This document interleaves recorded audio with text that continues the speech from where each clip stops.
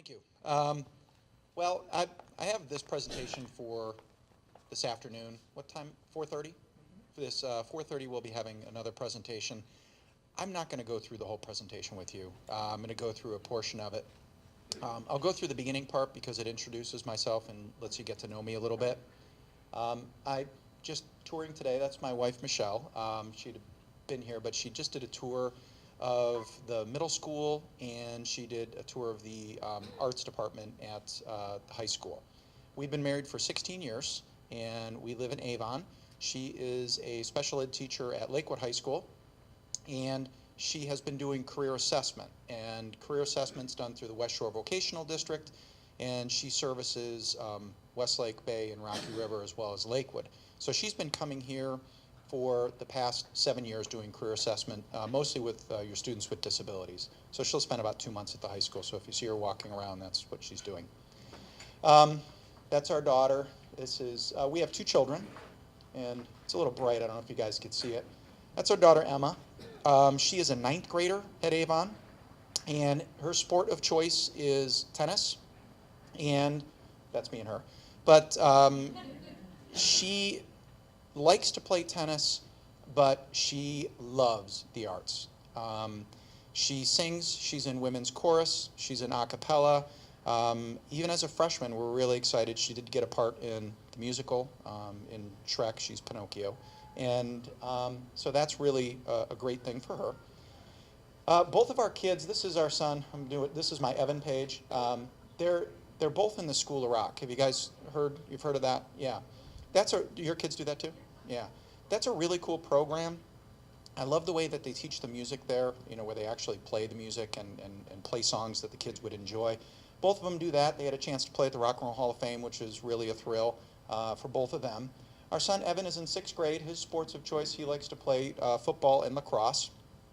And so, yeah, he's 6th grade now and going into 7th grade, and that's why Michelle took a tour of the middle school. Check that out and see the course selection and the different things happening there. As far as me educationally, to start talking about me, I went to Bowling Green State University, and I received a bachelor's degree in special education. I received my master's degree from Kent State University in rehabilitation counseling. I find a lot of people get confused about the rehabilitation counseling title. They think it's like drug rehabilitation or something like that. It's not. It's another special education degree, and it focuses on getting people with disabilities either into the workforce, or if someone attains a disability in the workforce, to get them back into work. So that's the background of that one. I received another master's degree from Ashland University in educational administration, and I'm in the doctoral program at Ashland University right now, done with everything, working on my dissertation, turning in my first 2 chapters supposedly next month. We'll see. Work experience, I have been working in education for 23 years. I'm currently the superintendent of the Midview schools. And prior to that, superintendent there, this is my 3rd year as superintendent, so probably, 2.5 years at this point. Director of education also at the Midview schools. I did that for 3.5 years. That's when I met Kate. That's when I saw her there. Prior to that, principal of the middle school, and then assistant principal at the high school. I spent nearly a decade with the Lakewood schools, where for 9 years I worked in between. I started off as a teacher of special education. I worked with students with severe behavior disorders at the high school, and then I became a job training coordinator, back to that rehab counseling degree. That's the purpose for that. This is the part where one of the things that I think it's important to share is why I'm here.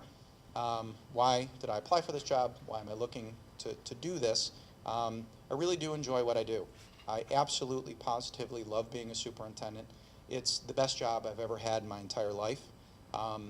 It's one of those jobs that you get in your car one day and you think, I'm the worst at this job ever. And then the next day you can get in and you can think, I'm the best at this ever.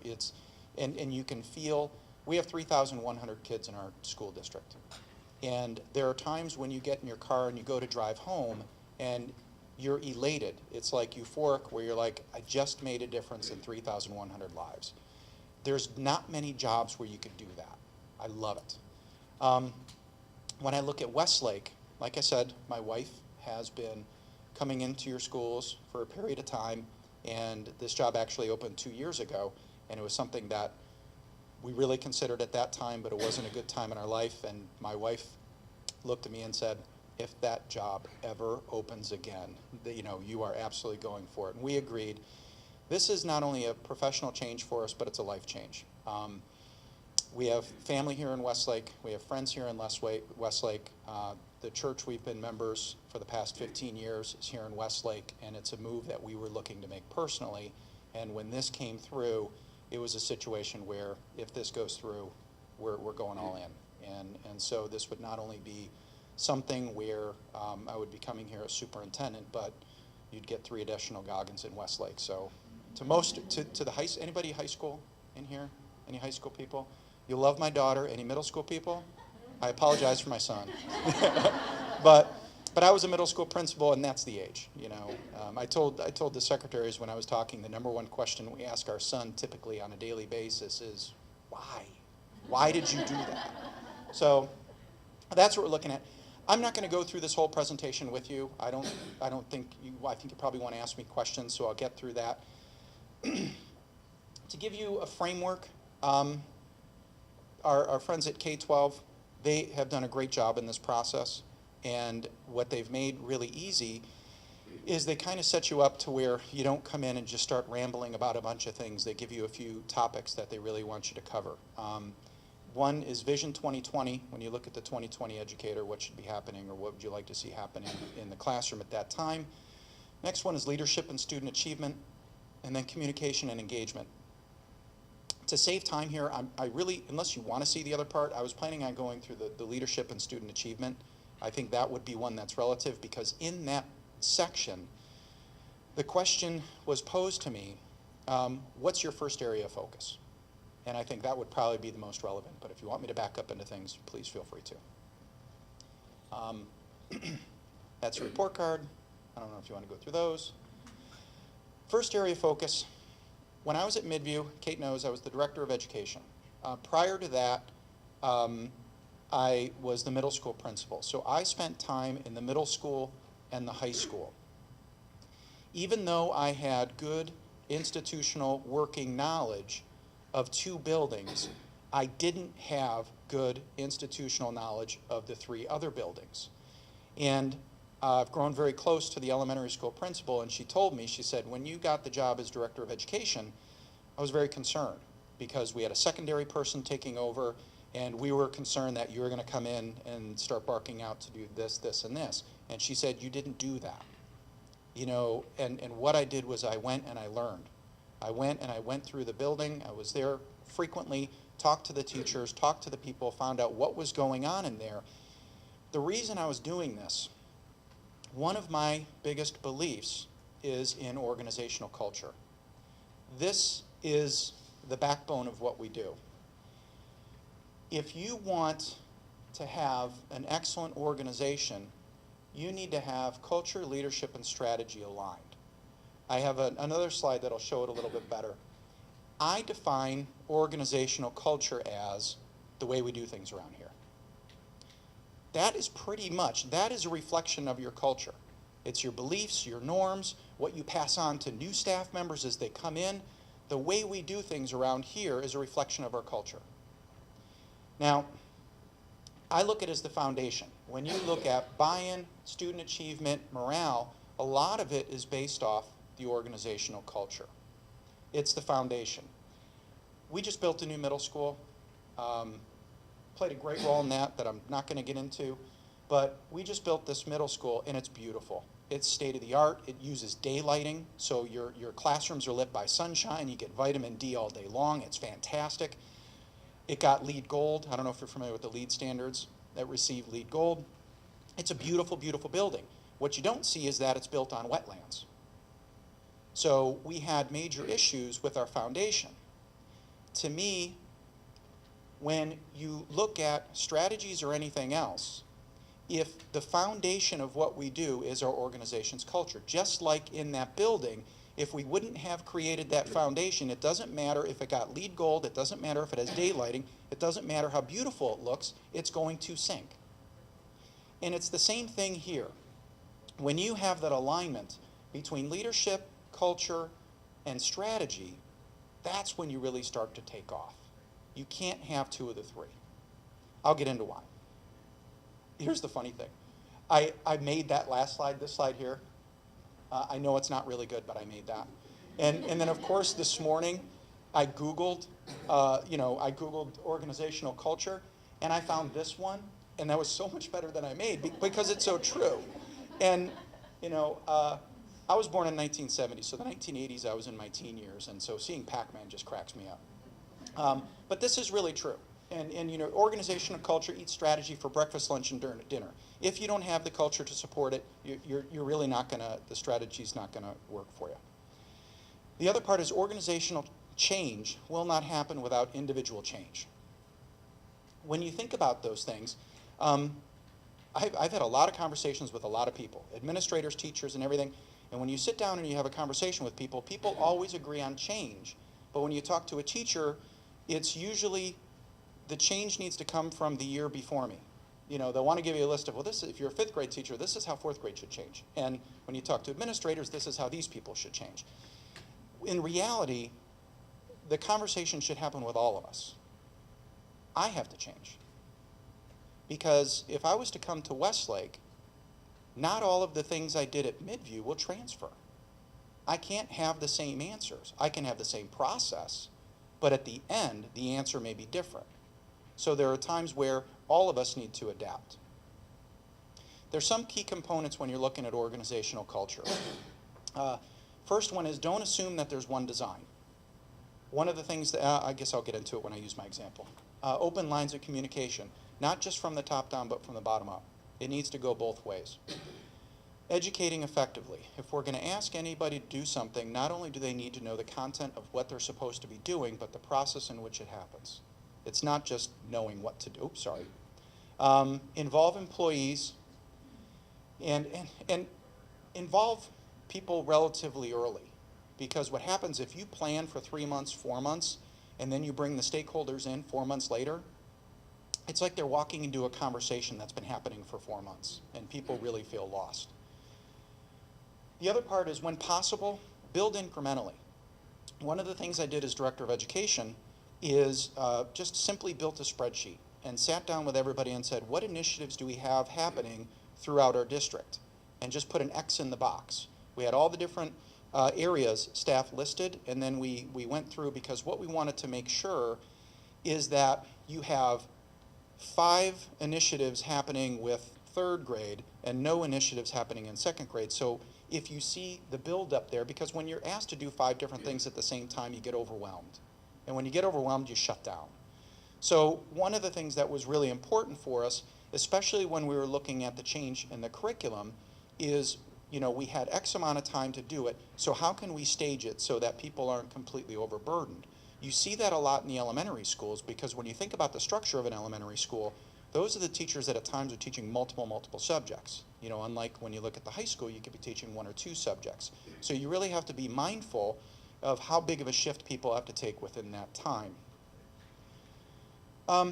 Here's the example I'm going to give you.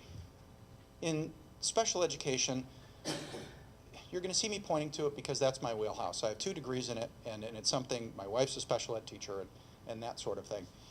In 2009-10, students with disabilities in Midview were not meeting adequate yearly progress. Okay? One of the questions that I was asked for this presentation is, when you see things like this, what do you see first? What's the first thing you see when you see any type of a shift? Well, I'm going to tell you the first thing you should see. The first thing you should see is changes in delivery and services to students. And the reason for that is our kids go through a grade level once. They go through it one time. So the first thing we need to see is what we're delivering to them. So that's my answer to there. They do that one time. Well, here's what happened. So to go back 1 second, we remember the arrows that I showed? There was 3 there. It was leadership, culture, and strategy. let's keep in mind the way we do things around here. Well, we really targeted, we had conversations, we had a special ed summit, we brought in all special ed teachers throughout the whole district, put them in the same room, had conversations, figured out what's going on, what can we do. Our grades 5 through 8 said, here's what we want to do. We really want to focus on co-teaching. That's something that's really important to us. We really think it'll make a difference. We're doing it, but not only do we want to include the students in the general curriculum, but we want to enhance their experience when they're there. So that was really a big mantra, and it's something they wanted to look at. Now our East building, that's the one that had grade 5 and 6. They were early adopters. They were on board with that early. And in 2011-12, in our region, they won Outstanding Education Team and went down to state and got a nice award. But what was really cool about that is the very next year, our middle school that was in there as well won the Outstanding Education Team. This is the part that I want to talk about. You may be thinking, how does that connect to educational culture? Well, I'm glad you asked. So here's what you have. This team is one I want to highlight because here's what they did. They had a system set up where there's 2 classrooms. I'll use YouTube. Okay, there's 2 classrooms. And they're both math teachers, and Kate's a special ed teacher. So both 7th grade math classrooms, they're set up to be co-taught, but with our funding issues, we only had 1 special ed teacher to service 2 classrooms. That's a bad model. That's not good. So the teachers came back and said, we have an idea. What if instead of co-teaching, what if we tri-teach? I never heard of tri-teaching. So they said, what if we treat these 2 classes of 20 as 1 class of 40 with 3 teachers? And so what they did is they treated they treated it as 1 class, and the options that opened up for them. The options that opened up is they then said, we can, when it permits, we can actually teach all of them in a group setting, like a lecture style, and we all go around. We could do it as a big group. We think we could do it with these topics. Then, with other ones, we can give a pretest, determine who's advanced, who's right on track, and who needs help. And then we can split them up between the 3 of us. And we can do that. And then we can do this, and then we can do this. And there's all these different things. That's why that's a change of culture. Because if you think about it a second, how many people are willing to give up their class? Hey, this is my class, this is your class. I'm a special ed, any special ed teachers in here? Okay, you have caseloads, right? So when you have caseloads, those kids are your kids, right? To me, they feel like at least I did. They felt like my kids. It's hard to give it up. And so what you have is you have the special ed teacher who's trusting the other teachers. Oh, because I left something out. You would assume that the special ed teacher was always the teacher who took the low group, right? No, that's not how it worked. They would trust the other person to do interventions. But wait a minute, I'm the special ed teacher. I'm trained in this. How can this regular ed teacher possibly give interventions to my kid? That's a change in thinking. That's a change in culture. So what if the teachers would have left the structure exactly how it was with the 2 classrooms and the 1 teacher? Co-teaching would have failed. And they would have blamed the strategy. That's what we do a lot in education. Have you noticed that there's a lot of strategies come through in education? What happens is we have this life cycle. It's a term that someone used, and I loved it. We birth an idea, we grow it for a little bit, it dies, and we bring in the next one. Here's what happens. If that's what you do, if you just create an idea, do it, kill it, bring in another one, do it, kill it, you're not changing what the issue is. The issue is what you're bringing it into. I can build a new middle school twice as big and twice as good as the other one, but if I continue to put it on a swamp, it's going to sink. That's how it goes. And it has to go both ways, to where when you look at organizational culture, I'll kind of drift for a minute for your organizational development purists. I am going to talk about organizational design. We have to be conducive. We have to build, one of the other things that we have a tendency to do in education is we set these goals and we ask people to do things, but then we build a schedule in which they can't do it. So it has to be something where, and then we say people are frustrated. And so it's one of those type of things where, you know, you really have to work together on this one. It's got to be the give and take. It's got to be like, okay, we'll do this, let's do that. So the organizational culture is crucial. A lot of times, like I said, we blame the strategy, when a lot of times it's not the strategy. Because odds are you're not going to find a strategy that just perfectly fits into any type of culture. It just doesn't work that way. So what happened? Great story. All right, I kind of get your point a little bit. 2013, we receive an A in progress with students with disabilities. They did it. Their work did it.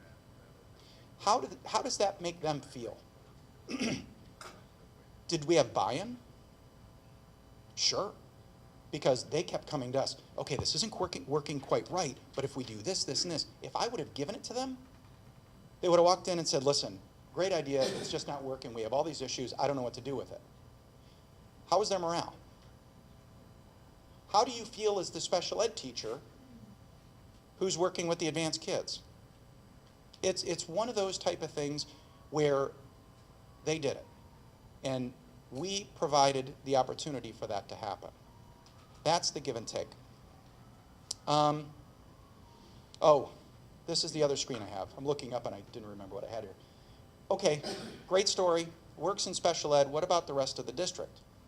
In 2009, Midview was in continuous improvement. 2014, we were excellent with distinction. Now I'll take a step backwards. Again, you're saying the 2014 report card didn't classify excellent with distinction. I understand that. But when I'm trying to do apples to apples, so I took our data and then did it on the previous requirements to get that, and that's what we got. But what did stay the same is the federal rating.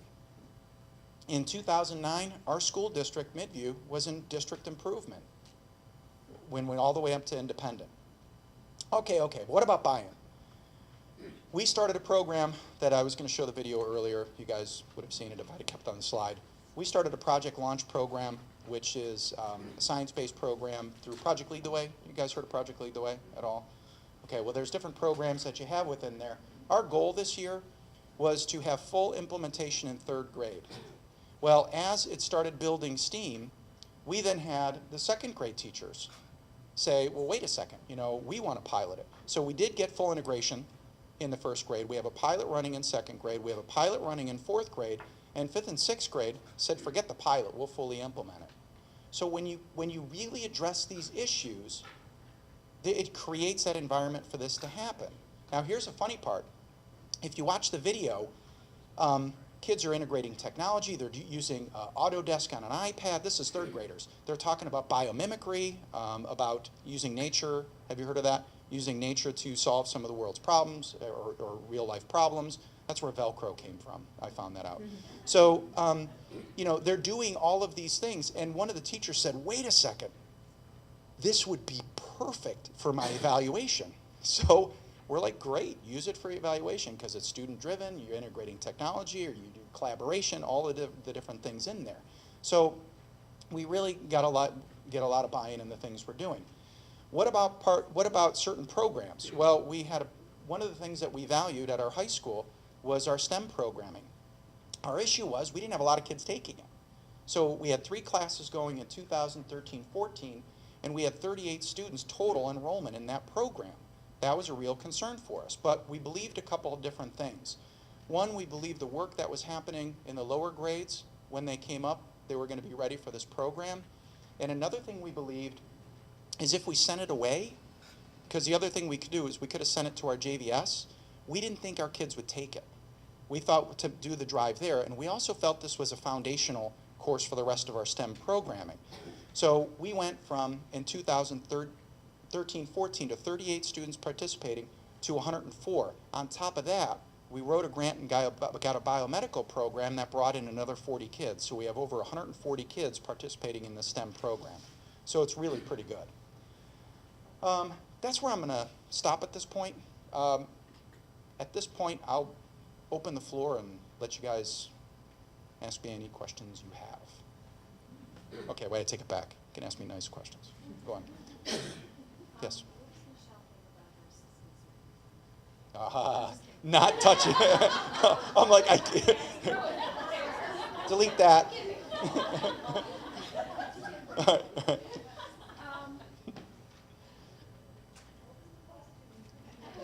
I am not repeating it. I'm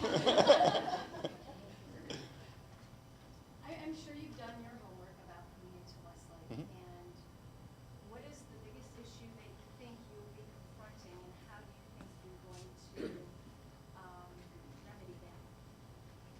Well, I did look at all the surveys, and one of the big things that I saw over and over again, you see morale. You see that as an issue. Um, I don't believe morale to be a root cause. I believe that to be a symptom of another issue. So I guess my answer to that would be, one of the things I like to do is what's called scout. In order to really determine what an issue is, whether it's in a building or a district and anything you're doing, you need to scout. You need to talk to many people, you need to figure out where it is, set up the common themes, and really decide, what are the few things we can do to impact these other parts. So, yeah, I don't have a direct answer to say I'm going to do these particular things because it wouldn't be genuine because I don't know yet. Yes?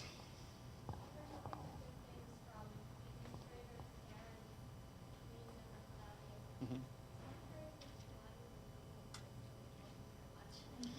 Well, I have to tell you that that was my biggest struggle in making this decision. And um, I love them. And it was really, really, really hard. I have 14 years of really hard work invested in that district. And, the hardest part is not the hard work you put in, but the hard work people put in for you is what you appreciate more. And my reason for that is, as I spoke earlier, I'm also a dad. And the thing for me, I really, in a way, I don't feel like I'm giving Midview at nighttime what they need. I find myself not giving quite enough there in the evenings. And honestly, I found myself at home. It's tough to miss your kid's choir concert. It's tough to miss your kids' events. And, one of the hard parts is our daughter's in 9th grade. And so we sat with her. We went to Glow. I don't know if anybody went to Glow to Botanical Gardens. And we went to Mama Santa's afterwards, and we had a pizza and talked about this exact topic. And she had said to me, she's like, number one, if I had my preference, I would want to stay. And she said, but if you're going to go, you got to do Westlake. And for her, she would be giving up some of her close friends, but I drove her by the high school, and she pointed to the arts center, and she said, you're lucky they have that. It's the comment he made. So I think the thing with it is making that decision is really hard. But I got to tell you, from the outside looking in, and I'll tell you the same thing I told the administrative team when I talked to them, a lot of, okay, everybody teachers, a lot of teachers, we have teachers in here, correct? Okay, you have a class of 25 kids. You have 3 kids that are making you crazy. When you're driving home at night, which kids do you think about? The 3 kids that made you crazy.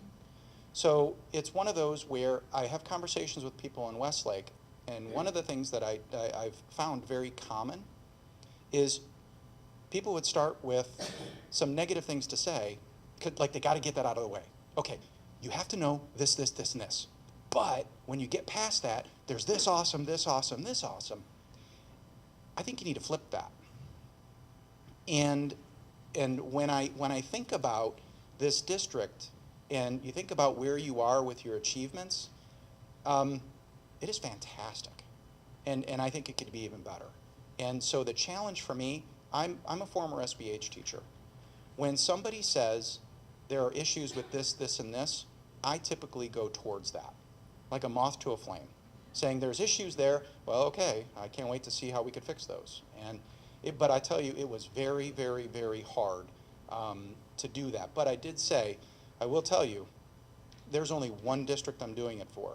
You'll see all the other superintendent searches happening, and I promise you this, you won't see my name in them. There was one district we were looking at, and the easier thing for us with our daughter is, since our church is here and she's very involved in our church group, she has a lot of friends there. So one of the things that helps us is the fact that if she transfers over, she'll have a group of friends already at Westlake High School. So, and our son plays football, so we think that if it works out and he does practices before school and begins, that hopefully he can make some friends there. But it was tough. Yes? You mentioned issues, I actually realized that there's more than one issue that we are dealing with here. Mhm. So how do we prioritize, where to begin with the things that have been mandated for years? We've got a lot of mandates or things that are rely on previous. How will Are you talking facility-wise or which? As a teacher, I'm talking about curriculum, Mhm. programs that directly affect students, Mhm. programs. Yeah. We can handle the buildings. Okay. Okay, well, when you talked about Band-Aids, I was actually picturing things getting taped together, with duct tape. So that's why I thought about facilities. You know what, again, research. You gotta go through and you gotta see your highest priorities. And I really am I have seen so many times in education, I've watched people chase symptoms. And that is why you really have to do your homework, because you can extinguish 5 symptoms, but if you don't get down to the root cause of something, it's going to just create 5 more. So to answer it, I would probably look at the things and find areas where can we get an early win and some early bang for our buck? Is there something big that we can do this here and then really impact this part? So it would really be prioritizing based on, how long would it take? Are there some quick things? Are there some long things? How direct impact to kids, not direct impact to kids? A lot of different things you'd have to look at.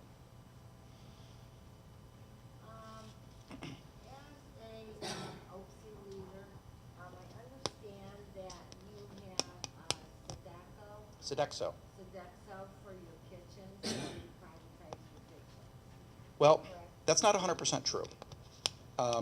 That is something that was a really interesting thing we had going. We did not privatize our kitchen. We have a food service supervisor who is employed by Sodexo. Every other person in our kitchen is a Midview employee. Okay. And so that was actually something we had to deal with, because here's what we had. We had our food service supervisor resigned and was moving on. Our kitchens were running in the red, and we needed to do something inside there. So one of the things you have with those food service providers is they have buying power larger than any consortium we can join, and they get a lot of rebates. So what I did is I have an administrative position as a food service supervisor, and I have that person is employed by Sodexo. One of the things that we had to battle was the anxiety, where it's like, oh, wait a minute, he's done this. Now, then it's like, now they're going to replace all the kitchen workers, and then we're going to go with first student, and then we're going to do all these different things. None of it was true. And, if you go over there today, well, not go over there Monday, but if you go over there today, every kitchen employee is a Midview employee. The reason we didn't even think about that, as a matter of fact, I'd like to mention that process. I was hearing those rumors buzzing. So I called our person who worked in the kitchen, who was our union president, and I said, gather all of the kitchen workers in the high school cafeteria. So I walk into the high school cafeteria and inside the kitchen, and there's just people everywhere. I mean, it felt like, people from the ceiling and everything, and I just took an old chair, and I turned it around, and I sat down, and I said, ask me any question you have. Because I don't like this rumor and drama stuff. If you have a question for me, I will sit in front of you, and I'll give an honest answer, because one of my questions was, in our contract, it states who our employees are. It states at the beginning. And I asked the question, are you going to negotiate that out? And the answer was absolutely not. And I asked the rest of the group, would you vote for it? And they said no. And I go, then why are we arguing? This isn't going to happen. So, but it's one of those that when you get those rumors, I'm just the way I lead, it's like if they start going, I'll sit down, ask me. So I'm glad you brought that up. Yep. Yes, sir. How do you plan to engage the community and particularly educate Westlake groups? I don't have a plan for a particular group. I don't. I don't sit back and say, you know, we're going to communicate the way we communicate. And one of the things that my communication section, I'll tell you what my belief in communications is. There's two things that are important in communication. There's message and method. And a lot of times we focus a lot on the method when we really need to focus a lot on the message. And I'll tie it back to organizational culture, to where a healthy culture is the things you say you believe in should match the actions we do. The closer that relationship, the stronger your culture, and the stronger of the consistency and validity of the message you send. So that's why, if any of you were in the first process, one of the things I say about communication, it starts from the inside out. We need to generate great things other than people's achievements, great things we are doing for kids before we start going out and generating those things. As far as negative type of things to say, that's going to happen, and it goes back into that thing again, to where do we put the focus on the 35,000 people in the community who are for us, or the 5 people who are against us? And again, I would switch that. I do. One of the things we did, we passed a levy in February of 2013, and it is one of the largest levies in Lorain County history. It was 9.75 mils. It was really big. In November of that year, we failed at 60/40. By February, we passed at 60/40. So an immense shift. It was hard. I'll tell the story that I'm going to tell tonight if anybody asks about levies. So I drove down to Columbus, and we failed 60/40. Everybody's in dire straits. Everybody's depressed. And I'm like, okay, I'm going to go talk to this levy guru who has all the answers. He has all the data on every school district, and they say, this amount of people in your community are likely yes, this amount are likely no, and these people in the middle are people who will go either way. So they do that, and they, so the guy looks at our numbers, and he's like, ooh, this one's going to be tough. And he's like, last time you did a levy? I said, November. And he's like, and how'd it do? I go, we lost 60/40. He closed his book and pushed it away. He said, I'm sorry, I don't have any fairy dust. And I'm like, you just felt your heart drop into your stomach. So how did it pass? And I'm going to let you in on it. I didn't do it. We didn't do it. The community did it. The way you pass a levy, because everybody does the same thing. There's the script for it. There's the 9+9, there's the phone banks, there's the door-to-door, there's the letters to the editor. You have the same script, but it's who's delivering it and what message is it. So the way we passed it was through our community. We had our parents unite, we had some community members unite, we had our students unite. We were supporting the whole thing through. Levies are passed by communities, not by school leadership. We'll organize it. We'll organize it and help people and really inspire them and push them. But at the end of the day, people are going to listen to their neighbors more than the leaders. And quite frankly, it's staff. Because I can stand up here with a microphone and say, oh, here's all these great things, and then I can get staff going, it's not true. You know, that sort of thing, that carries more weight. So we pass a levy and do that. That's how we did it. Anybody else? What characteristics do you look for when they hire a building principal? Well, I do have an opinion on this. And here's the thing. In our field, we have a lot of really smart people. There's a lot of people who know what to do. There's not as many people who can close the gap between where we are and where we want to be. So it's not a test. I want to see somebody who can build relationships. I want to see somebody who is working with their staff to generate it. It has to be someone who those teachers are going to look to as a resource. And whether it's sometimes an emotional resource when you're just having a bad day. So I think it's one of those where I really need to see someone who can establish positive relationships, because that's how you build the trust as a leader. Yes? You talked about making a list of priorities Mhm. and, starting at the top. Those things at the bottom, what are your thoughts on what do you do with those? Are you willing to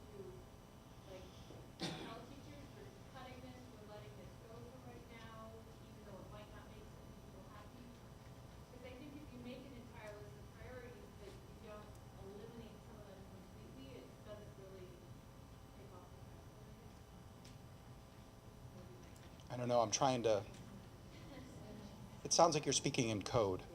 But what I'll tell you is this, is when it comes back to the strategies and those type of things, when the thing about it is, when I took over as director of education, I didn't walk in and cut anything.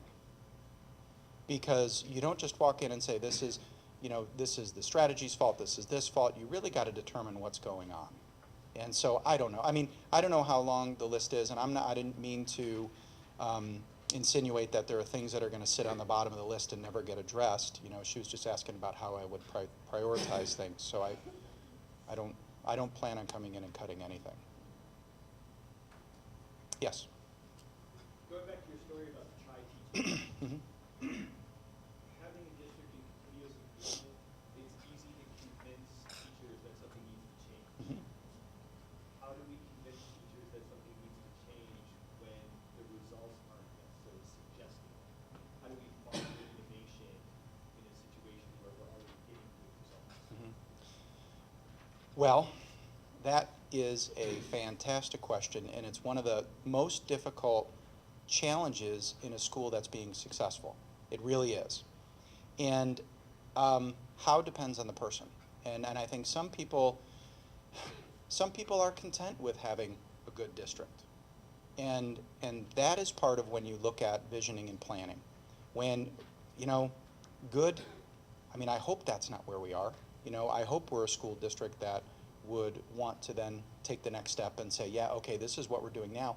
Because my issue with that is, one of my big mantras, one of the things that I really am a huge person about is growth and the growth mindset. I don't know if anybody's read the work of Carol Dweck, but it's fantastic. I'm big into the growth mindset. And once we start to say that what we're doing is good enough, I think that's when we as professionals stop growing. And again, we're supposed to teach kids, at least in a lot of the mission statements, it says to be lifelong learners. Lifelong end when we get our job? It doesn't. We have to keep going. But that is the hardest. And what he brings up is he's right, and it's true. Because here, we were able to set a need, and we were able to rally together and say, we're going to get to that part. But here's what happens when it comes to change. You have two forces. And if they're equal, if you have these people who don't want to change and these people who do want to change, they're going to press together, and you're just going to feel stuck. And one of those sides builds momentum. And when that side starts to build momentum, then the momentum starts going. The key is to find the points in which we all agree with that we need to continue to keep moving. I saw you thinking about it. What sort of professional development or mentorship do you do? What I do, I'll tell you what I did with my administrators last year. I had them do you guys ever hear the Essential Enneagram? It's kind of like one of those behavior test type things where you determine what type of personality you have. And I'm a 3, by the way. I'm what's called an achiever, and it sounds really good, but it has bad parts to it too, I promise you, because I'm like, oh, this sounds great, I'm an achiever. All these great things, and then you read the down part and you're like, oh, that's depressing. But, so what you have there is, so you have, I'll give you an example. I had a principal who was a 2, and a 2 is a giver. Always wants to do things for people and do those type of things. But I also had the staffs, they were able to give their staff what's called the LPI, which is by Kouzes and Posner, and it's the Leadership Practice Inventory. So their staff members took a practice inventory on certain characteristics of leaders. So what's really cool is you can take the results of the Enneagram and overlay it into the performance indicators. And the reason that I bring up the giver is he scored low on enabling others to act. And it was crushing. I thought I was helping. It's like, no, people want to do those things. And it was kind of like a flip of the switch where it wasn't anything ill-intended. It's like, well, they're so busy, they're doing all these things, I'll just do it and give it to them. It's like, but that's not what they want. So we do things like that to really look to see, how we are as people and how does that reflect in our leadership, because I think that's important. Oh, but then what I had them do after that, I didn't use that for evaluation. What I evaluated people on were the goals they set to get better. So then I would say, here are the things you're seeing. I'm not going to say, you know, you're penalized, because some of the teachers were afraid. They're like, well, if I answer this, is my principal going to get in trouble? It's like, no, you know, we're going to then set goals and say, okay, here are the things you do. How are you going to overcome them? What was the question? Enneagram. Oh gosh, here we go. ENNEAGRAM. Any language arts teachers, don't grade me. Got it? It's about $10 to take it online. There you go. It is. Yes. Okay. All right. Yeah. Okay. Any other questions you have for me? Yes. Mm-hmm. If you have a principal who's not building relationships, Mhm. positive relationships, Mhm. and is not being seen as abusers, Mhm. what would you do to change that? Would you encourage them to move on? Partially this, and here's the thing. I work with people who want to work, and that's what we do. And you know, I'm not going to stand up in front of you guys and say that, you know, oh, well, you know, this person, I'm going to get rid of that one, I'm going to get rid of that one. You know, what we do, and when I look at my administrative team, none of us are perfect. None of us. And one of the things that is really good about our team is, you know, we fill each other's weaknesses. We work together on those things. And, you know, I don't know. I mean, I'm not going to get into that one. Sorry. No, I understand. Yeah. And then if you don't know specifics. Yeah. I feel very safe asking that question. Sure. Because my administrator is big here. Okay. Just, received an award last Oh. night. And most I was going to say, your administrator was just sweating. Oh my God, what does he say? Okay. That's great. That's great. There are other building administrators Yeah. who do not have that same support. So I felt like it's safe person. That's fine. I'm fine with that. That's fine. Yes. Some people in your position like to go and kind of sit back and wait and look at things and see, kind of get a feel for things. How will you come in? How will you Well, it depends. I think it depends on when I come in. If I come in the summertime, I'll definitely be starting with the people who are here. And obviously, if we're moving here, you know, it would be, you know, dealing with my neighbors and new people that I'm meeting. But then when the school year starts, you know, it's one of those things that I can stand in front of you right now and tell you that I'm in the buildings a lot, but I'm in the buildings a lot. And I encourage you to call and ask people from Midview, because I have a pedometer and I could prove it. So it's something that, you know, here's my viewpoint. I'm the leader of the district. I need to know what's going on. I should not be the person standing there say, I don't know. And that's why I'm present, I'm there. It's like that, what's that fish philosophy? You remember that with the Seattle Fish Company that throws it? What's their number one rule? Show up. And so that would be my number one rule, is show up and be present. Any other questions that you may have? Yes, sir. Think about facilities and finally, I'm sure you're aware that we're going to have a millage drop off, and we've been talking about our phase 2 construction for the grade schools. How do you feel about that? How would you handle that? And what do you know about it? I went to breakfast with the treasurer this past Wednesday, and we talked about it a little bit. So he explained some of that to me, but I don't know enough to answer intelligently. Sorry. Yes. This goes back to your facilities question. Yes. I'm actually in charge of the energy management Mhm. and HVAC for the entire 10 buildings Okay. in the district. We probably have about 60% of our building automation controls, energy management Mhm. system in place. We still got another 40% to do. Now, whether we replace buildings, upgrade buildings, whatever, my question is, how did Midview handle energy management? Mhm. Was it mostly contractors? No. Not When that you I'm when you worried talk about energy are you talking the systems that we have as far as climate control? I think it's Thompson. Do you have Thompson come out? Is that the company that? Well, I'm just asking how, Oh. you guys just had one building with the middle school being new, is that kind of how that? No, we actually have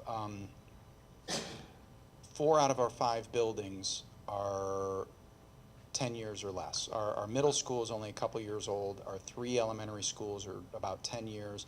Our high school is the one that is built in the 50s or something. It's older. So as far as managing the climate control, Well, I guess, most of it's computerized. yeah, we kind of manage that Yeah. ourselves, but I guess moving forward, supporting management and moving forward, the big ordeal, at least from the maintenance end of things, is Mhm. kind of keep moving forward with that. Okay. And our business managers on board. Yeah. And he needs support too. Good, good. Yeah, I've heard a lot of really good things about him. Yes? Well, that's one I've read about. You know, I have read about it, and I know it's a hot topic. You know, I know that's something, and I think that's probably what you were referring to, and that, if I was to guess. And you know, I'll tell you that the program, it does, it looks really good. And I think that's one of those that you have to go in, and if there's issues with it, then you really have to look to see what the root cause is. And that is one that there's no question in mind I'm going to reserve opinion on. So I reserve that right. Yes, I don't know about it, no. Any other questions that I could answer? Yes? If I were to talk to a teacher who's now in your district, Yes? what would be the most positive comment I Oh, would my. have about you, and what would be what you might consider the most negative? I guess the most positive thing that anybody who I have worked with could say, in my opinion, would be, he made me better. That's, come on, I'm an educator. What do you, I mean, isn't that what you guys do? You know, that's why we went in the business. Because here's how this works. The way I look at this is the better my directors are, the better we're delivering service. The better the principals are, the better the teachers are, the better the custodians are, the better the drivers are. It's the whole thing. It's better to be the leader of a school district where everybody's awesome than to stand there and say I'm the best person in the world and everybody else stinks. So at the end of the day, I want people to say, you know what, he really helped this district and he made me a better educator. If they say that, I'm fantastic. The worst thing that they could say about me, I'm going back to being a 3 and thinking about my weaknesses. What would be the worst thing they could say about me? I don't know. Stops in my room too much. I don't know. It's one of those. Probably it's like he's around too much. I can't remember. I can't think of one actually. I mean, I encourage you to ask them and let me know. I'd want to know what they say. So I may be happy I'm leaving. No, I'm kidding. But am I done? No. Oh, okay. Coming up Okay. to warn you. Oh, okay. This is the One warning. question warning. You know, the funny thing is going to be the next presentation. I know, 'cause it's. Yeah, Sure. because they told me I have 30 minutes, and every time I timed out my presentation, I was like 33, 34 minutes. So if you stay, you're gonna see me running from them as I try and finish my presentation. I'll be over here. Can I answer any other questions? One more question? One more? Anybody has one? No? You know what? It's a Friday afternoon. I really appreciate you guys coming to see me. This honestly, I know you're looking at me, but this helps me as well, you know, and to really get to meet people and get to know people. You know, meeting with the first group that first night, I felt really good, and I have to tell you that, you know, meeting with you guys today was really, really nice. So I really appreciate you taking the time. So thank you.